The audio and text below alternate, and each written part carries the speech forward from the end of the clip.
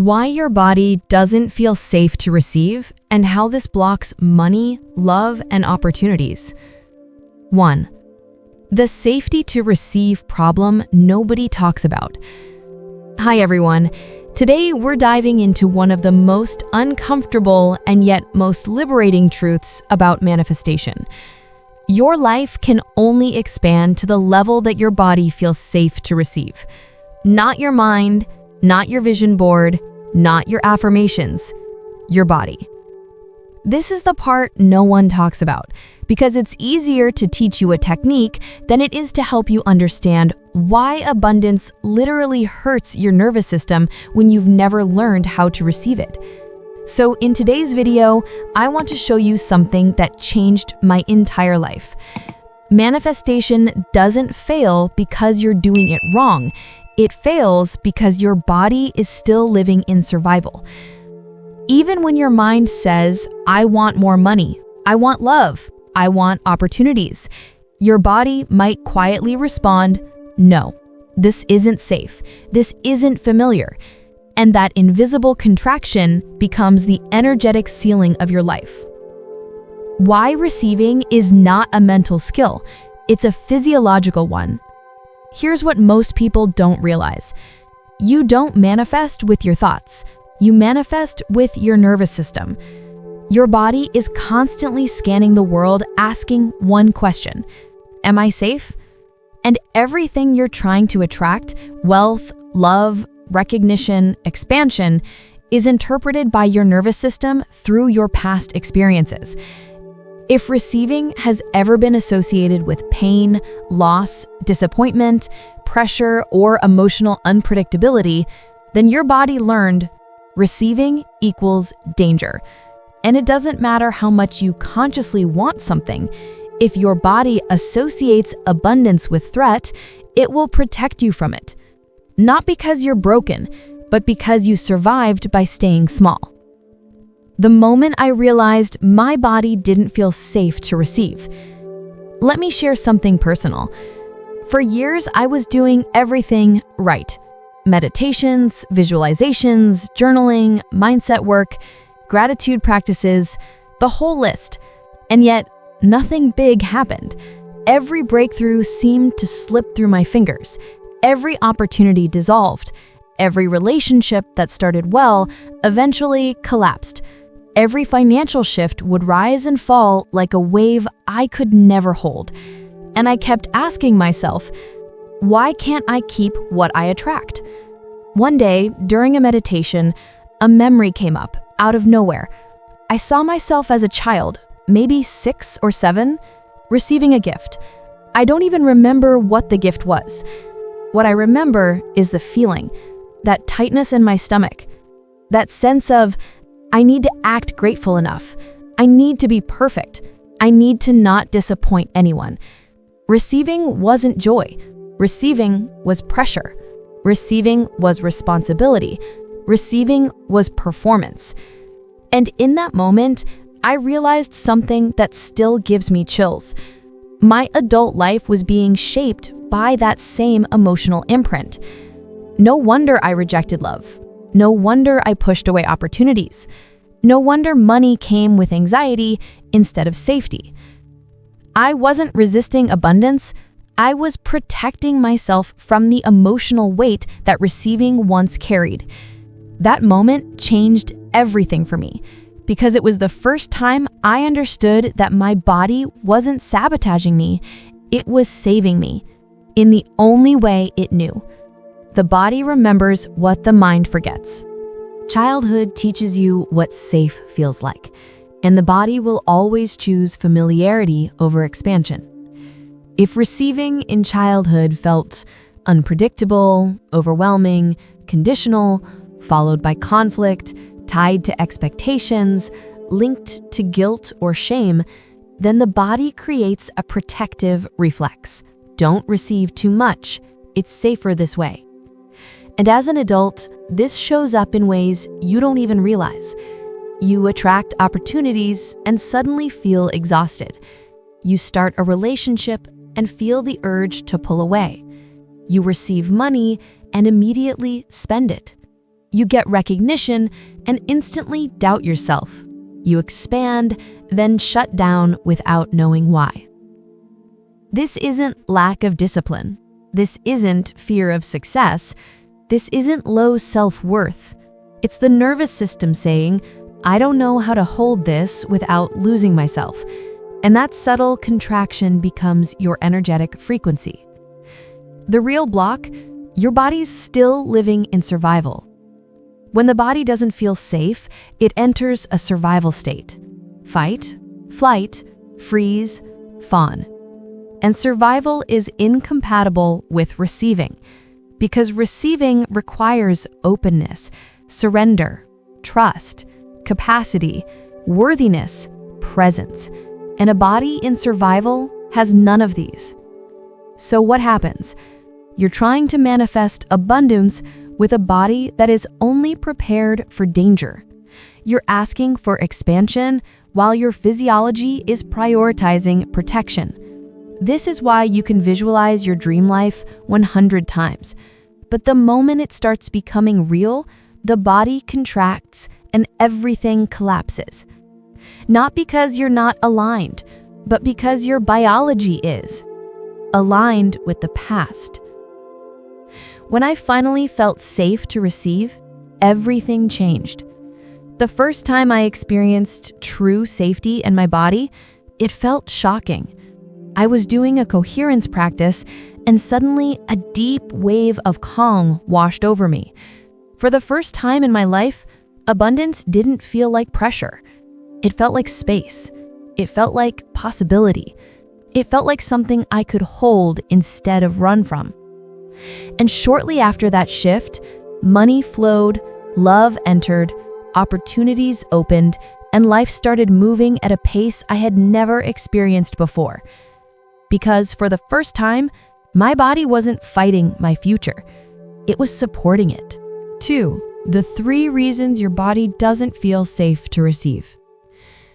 Even though your mind is asking for more love, more money, more success, more recognition, your body may still be operating from the emotional logic of your childhood. And this creates an invisible barrier that most people never identify. There are 3 core reasons why your body doesn't feel safe to receive. 3 emotional fears that silently dictate your capacity to hold abundance.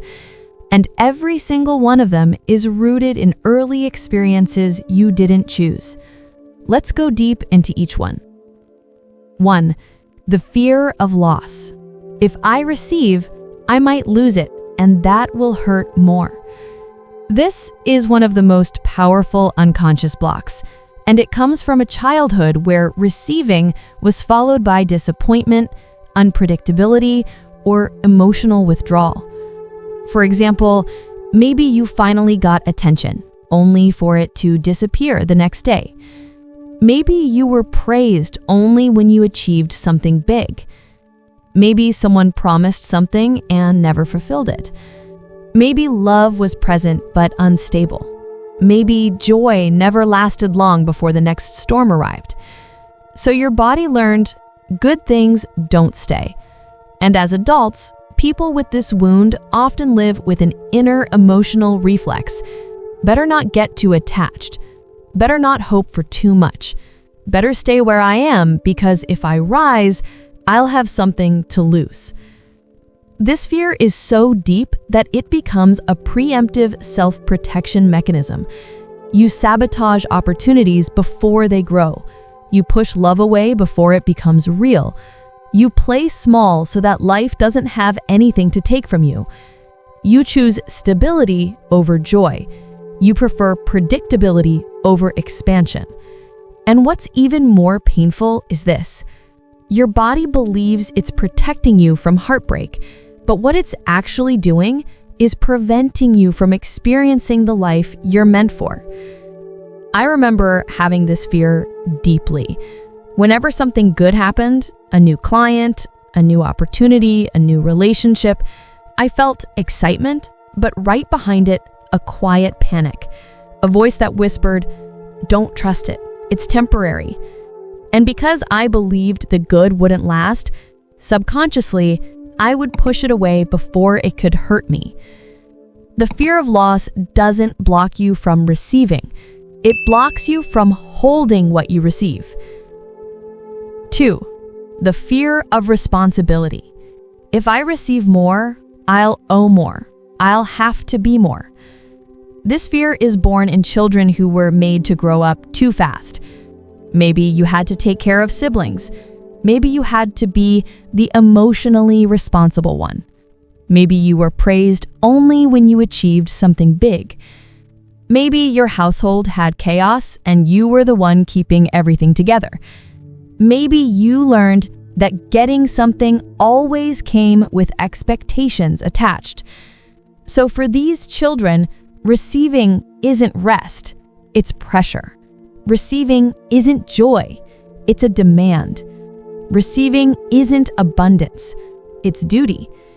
So as adults, their bodies associate abundance with weight.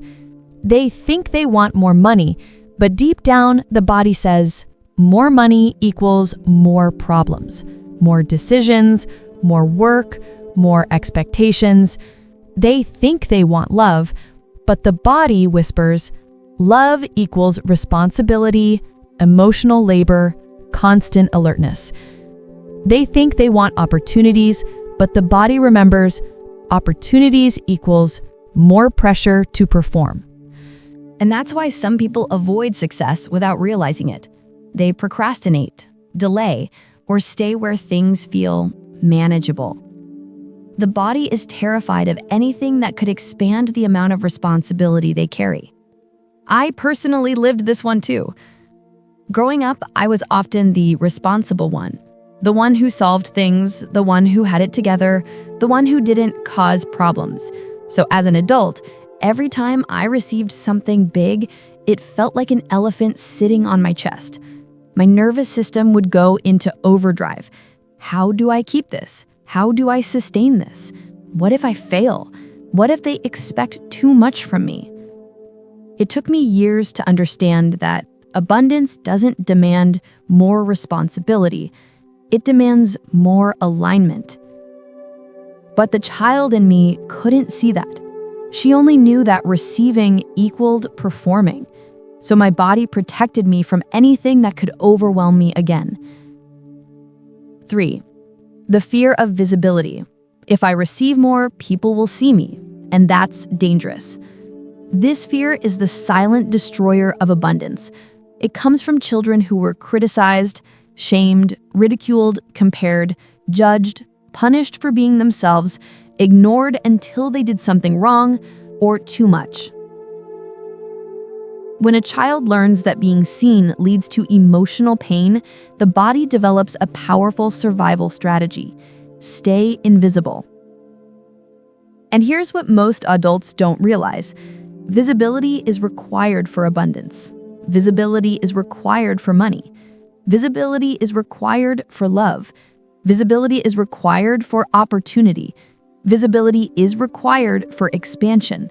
But if the child inside you associates visibility with shame, danger, or punishment, your nervous system will shut it down instantly. You'll dim your light. You'll hide your gifts. You'll shrink your voice. You'll sabotage opportunities that put you in the spotlight, even if consciously you want to be seen. For years, I struggled with this too.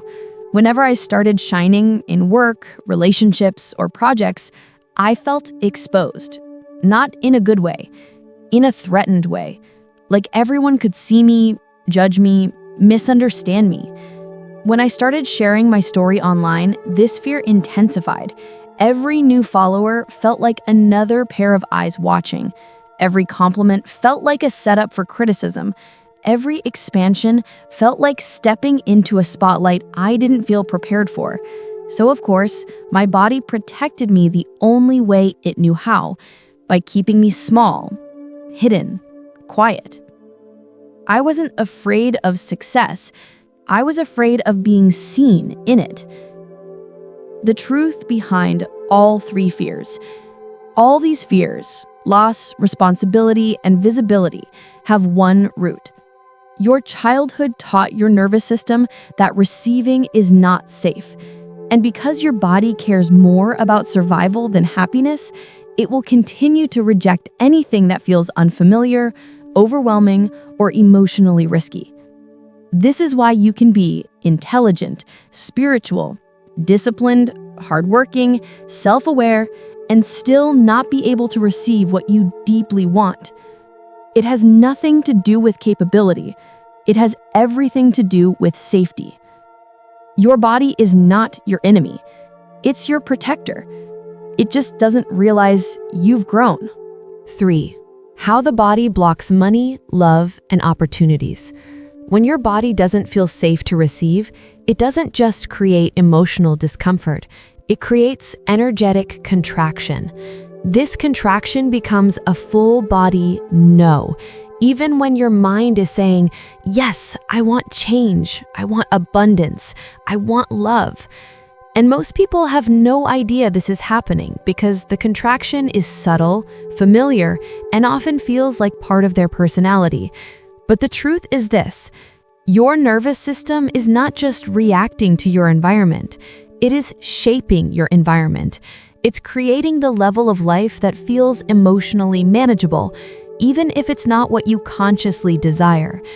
Let's break down exactly how this contraction blocks money, love, and opportunities in practical ways you can recognize, and then connect it to the energetic principles that Dr. Joe Dispenza teaches. 1. Nervous system contraction, energetic blockage. When your body senses emotional risk, even imagined risk, it contracts. This contraction shows up as tightness in the chest, shallow breathing, stomach tension, a frozen or avoidant response, a desire to retreat, feeling tired or overwhelmed out of nowhere. These reactions aren't random. They are your body saying, receiving is unsafe, expansion is unsafe, change is unsafe. And this contraction doesn't just live in your physical body, it radiates out into your energetic field. Dr. Joe Dispenza explains that your heart and brain create an electromagnetic field that extends beyond the body. When you're in fear, the field collapses. When you're in expansion, the field widens. In survival mode, your field becomes tight, closed, dense. It stops broadcasting possibility and starts broadcasting protection. When you are in this state, you cannot hold the frequency of abundance because your entire being is focused on minimizing emotional risk. 2. How the contraction shows up in everyday life. The real impact of this contraction isn't metaphysical, it's practical. It shows up in your daily decisions, reactions, and behaviors without you even realizing it. Let's look at the most common patterns. Procrastination. I'll do it later. It's too much right now. People think procrastination is laziness, but in reality, procrastination is a fear response. When your body associates receiving with pressure, exposure, or loss, it will make you delay actions that could move you forward. You procrastinate not because you don't care, but because the body believes that acting now puts you in danger. Procrastination is self-protection disguised as not feeling ready. Self-censorship, hiding your voice, your ideas, your truth. This one is huge. When the body fears visibility, it will automatically filter your expression. You might hold back your opinions, downplay your achievements, silence your intuition, keep things safe, or avoid saying something that could lead to conflict or attention. People never realize this is childhood conditioning resurfacing. The adult says, I should speak up, but the inner child whispers, if I show myself, something bad will happen. And so the mouth stays quiet. The message stays unspoken. The opportunity stays untouched. Choosing small. Picking what feels familiar instead of what feels aligned. When your nervous system is programmed for safety first, you don't choose what you truly want, you choose what feels safest. You choose, relationships where you won't be fully seen, jobs that don't challenge you, dreams that keep you invisible, goals that don't stretch your identity, paths that feel reasonable instead of right. You start believing these choices are preferences, but they're actually coping mechanisms. Playing small is not a personal flaw, it's the body's survival strategy. Emotionally misaligned states. Thinking one thing, but feeling another. Dr. Joe Dispenza explains that manifestation requires coherence, alignment between thought and emotion. But childhood wounds create the opposite. Your thoughts say, "I want abundance." Your body says, "I'm scared of what abundance brings." Your thoughts say, "I'm ready for love." Your body says, "Love leads to loss." Your thoughts say, "I want success." Your body says, "Success makes me visible, exposed." This internal mismatch creates an incoherent electromagnetic field. You manifest not from what you think, but from what your body believes is safe. This is why, no matter how many affirmations you repeat, no matter how hard you visualize, no matter how many vision boards you create, nothing changes until your emotional safety changes. Thoughts elevate the signal. Emotions broadcast the signal. And if the emotions are rooted in fear, lack, or defensiveness, the body is literally emitting a frequency of contraction. You become a magnet for repetition, not transformation. 3. How the body blocks money. Money requires visibility, receiving, believing you deserve more, holding expansion, and stepping into unfamiliar territory. But if your body fears responsibility, loss, or exposure, it will subconsciously protect you by limiting your income, your opportunities, or your clarity. This is why you might struggle to raise your prices, undervalue your work, attract inconsistent income, overspend to regulate emotions, stay in financial patterns that mirror childhood survival states. Money responds to your nervous system, not your intelligence. How the body blocks love. Love requires opening. Opening requires vulnerability. Vulnerability requires safety. If love felt unstable, conditional, or unpredictable in childhood, the adult body will associate love with danger. That's why people choose emotionally unavailable partners, attract almost relationships, avoid commitment, push people away when things get too real, and crave intimacy but fear closeness. The body remembers the old wound more than the new desire. How the body blocks opportunities. Opportunities are expansion. Expansion challenges identity, and identity is shaped by childhood. If opportunity threatens your sense of belonging, safety, or worthiness, your body will block it instantly. This looks like sudden exhaustion right before big steps, forgetting important tasks, losing motivation for things you once wanted, feeling overwhelmed by things that used to excite you, choosing the comfortable over the aligned. The body is not sabotaging you. It's trying to keep you alive using outdated information. The core truth. Your body is not rejecting abundance. It is rejecting anything that feels incompatible with your old emotional reality. And until you teach your nervous system that receiving is safe, your life will always feel like you are trying to run with the brakes on. 4. Teaching the body to feel safe to receive. Practical process. When the body has spent years, sometimes decades, living in survival mode, receiving doesn't feel natural. It feels threatening. It feels unfamiliar.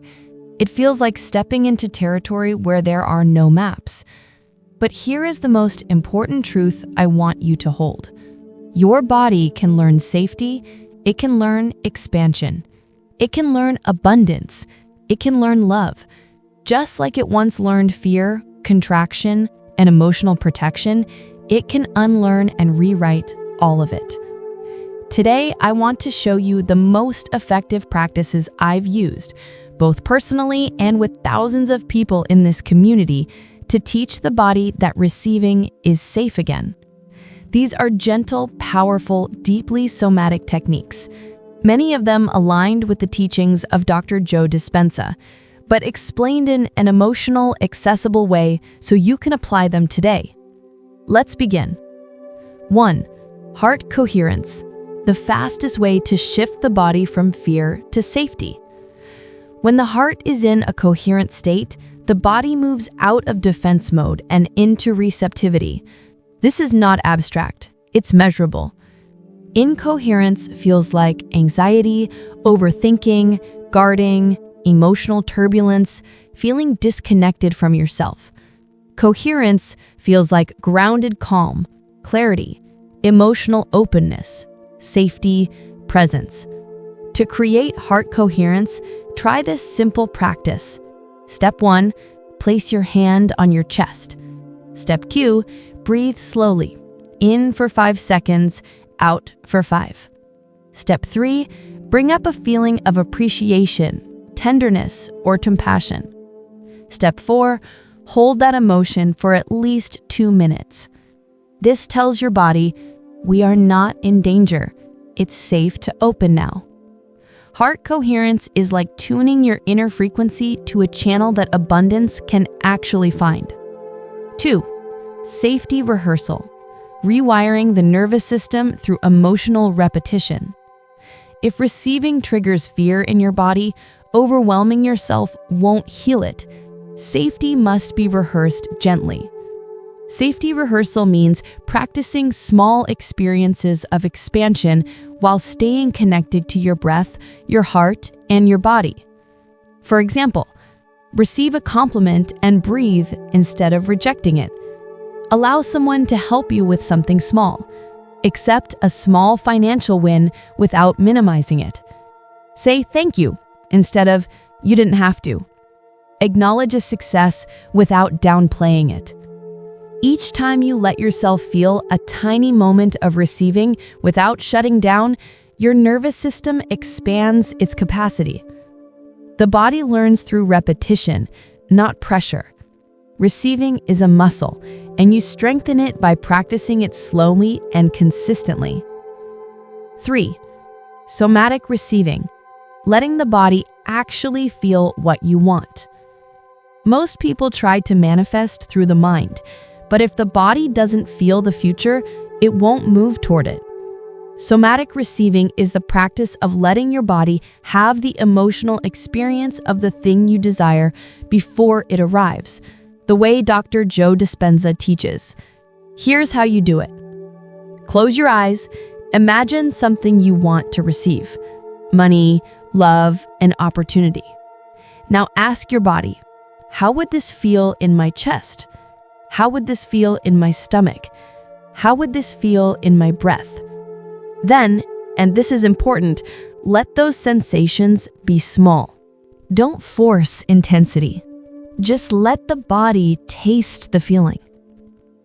The more your body becomes familiar with the sensation of receiving, the more receiving becomes its comfort zone instead of its threat.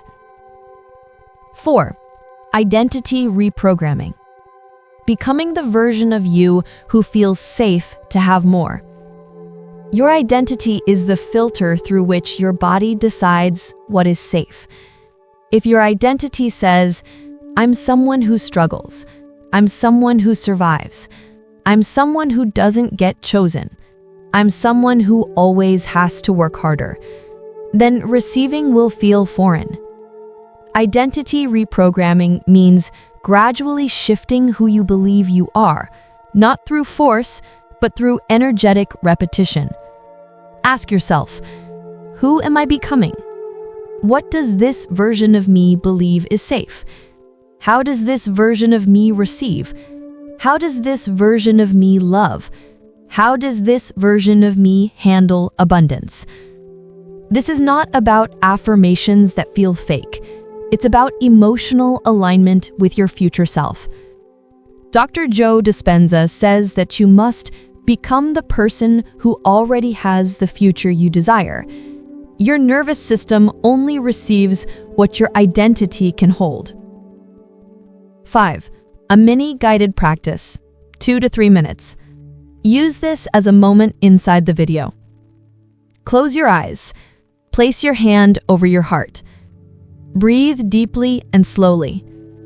Imagine a version of you who feels safe, emotionally safe, financially safe, relationally safe. See her posture, her breath, the softness in her chest. Let your body mirror her energy. Now whisper internally, "It's safe for me to receive. It's safe for me to have more. It's safe for me to be seen. It's safe for me to grow." Breathe that in. Let the safety settle into your body. Let it become your new baseline. This is how change begins, not through force, but through permission. If something in your body softened while listening to this, if you recognized a pattern, if you saw yourself in these wounds, I want you to share in the comments, what is the first thing you want to teach your body to feel safe receiving? Your answer matters. Your healing matters. And your awareness is the beginning of rewiring your entire frequency. You are not behind. You are not broken. You are simply becoming. And if you want to go even deeper into this work, I recommend the book, Breaking the Habit of Being Yourself. The link will be in the pinned comment.